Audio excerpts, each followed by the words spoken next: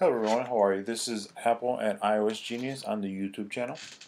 Today we're going to go through an overview of how to create custom sized wallpaper for your LCD panel on your car. So if you have a car navigation, pretty much sure you can change the wallpaper.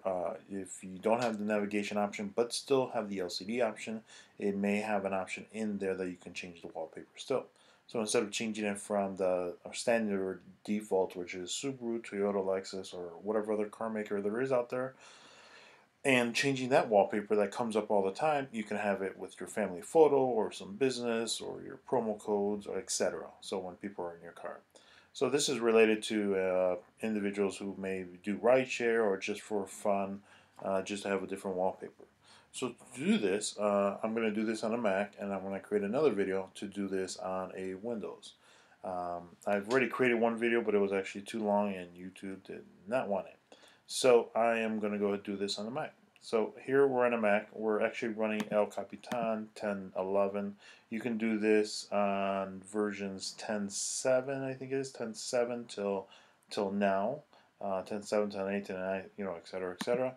The thing is, prior to 10.7, there's 10.6, and that doesn't have the Mac App Store, so you would have to find another avenue on the internet to find a software that would resize the picture that you downloaded. So here are my Fusion photos here. This is my Ford Fusion that I'm going to put the images on. They're just random pictures.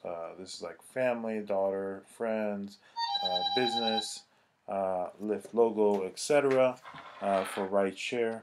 So what we're going to do is go ahead and resize these photos. These are high resolution photos, and we're going to resize them to the one that your car needs. If your car, some cars needs 800 by 384, some it's 800 by 400, some are even less, some are 600 by 400.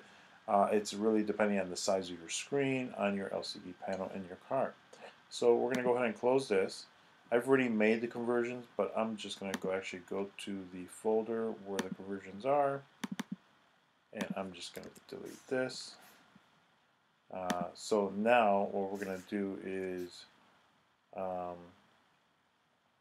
we're going to, kind of lost track. So I went to the Mac App Store. I found an app called Photo Relight or Resize Light. So basically I just did a search, Photo Resize, and then as soon as it pulls up, it's right here, Resize Light. It works perfectly, works fine. You don't need to do the paid apps. You could, but I don't know what other benefits you get.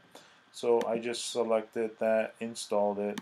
Now I'm opening it up. It's fairly easy, explanatory. So you want to you want to drag your items. So here is my. You cannot actually. Some individuals are asking on YouTube and internet if they can use a folder. I have not found a folder successfully that does it. So I just drag over the photos that I want to move over, that I want to convert. Now it's going to import these files. So there's 13. Some cars have limitations up to 32 images. Some even go higher than that or less than that. So you would want your photos. Here are my photos. I want to select on JPEG, and my resolution is already in here, 800 by 384. I can go to 400 on my car, but I only do 384 because in my car I have an option to do that it will fill the whole screen of that image. So I want to try to keep it at the best resolution I have and not go to 400, and then probably it's going to make it more, pixelated, won't look that great or so forth. So 684 is fine for me. So at this time, you want to just go ahead and select on Convert. What are these other different options? And height and JPEG. Well, if you're just going to do height, it's just height, width. Width is width. You want to do a PNG. Some formats in your car, it's either JPEG, GIF, PNG, and whatever other maker out there for photos. So you want to make sure you get the right size one. So I'm just going to do the no compression for JPEG. So I'm going to go ahead and convert this and give it a second. I opened this folder automatically. It did not do it for me. So there are my photos. These are the same photos here. As you can see, it's more of a horizontal, whereas these here are more all squared out. So it did what its job it did.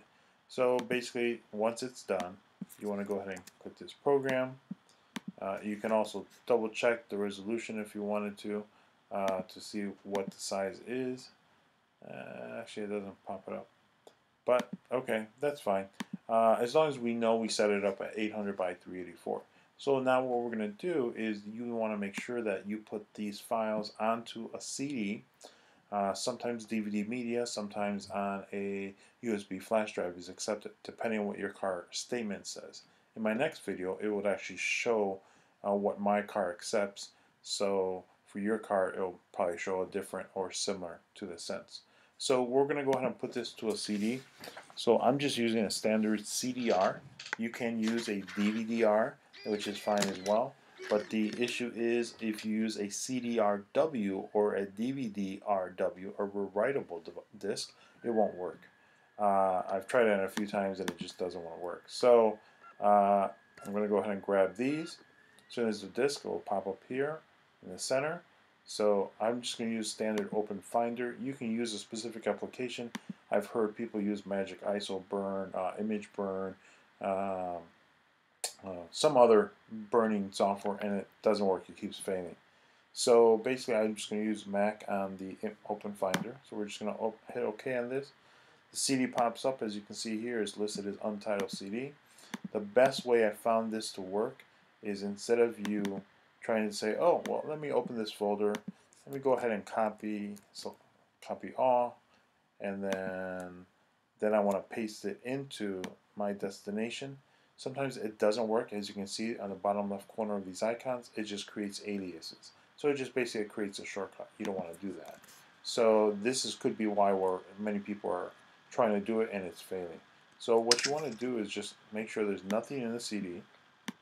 Go to the images where you have go to the folder where you have your images. Select on File. Select on Burn 13 items to disk. So you can close this window. Well, I close it by, I give it a title. You don't technically need a title when you put it into the LCD panel. It doesn't ask you or tell you, oh, what folder you want to save it to or so forth. It just, it just sees the photos. So once you're done with that, selecting it, renaming the file of the disk, and then you select Burn. So let this go through. This will only take like a minute, maybe less than that. They're very, very small files in size. So you should, some cars you require maximum size file, which is 1.5 megabytes and lower. Some allow you to go a little higher. Also, this is also to the sense I'm grabbing these photos from Facebook, from the internet, from my personal page on my website, and so forth. So it doesn't really matter what photo it is. You can still get it resized and get it work on your car. The car that I drive is a Ford Fusion 2010 Sport, and I've tried this already the first time, so I'll have another video ready made, which is uploading now. So this is done.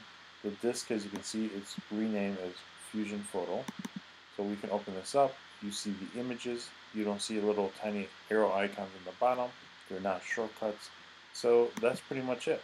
So follow this video and then go to the next video, which is part 2, and how to upload it into your card. Alright, thanks. Watching for iOSGenius. Feel free to subscribe related to Casper, MDM solutions, as well as iOS, OS X, and Windows tips and tricks and solutions. Thanks again on iOSGenius. Good day.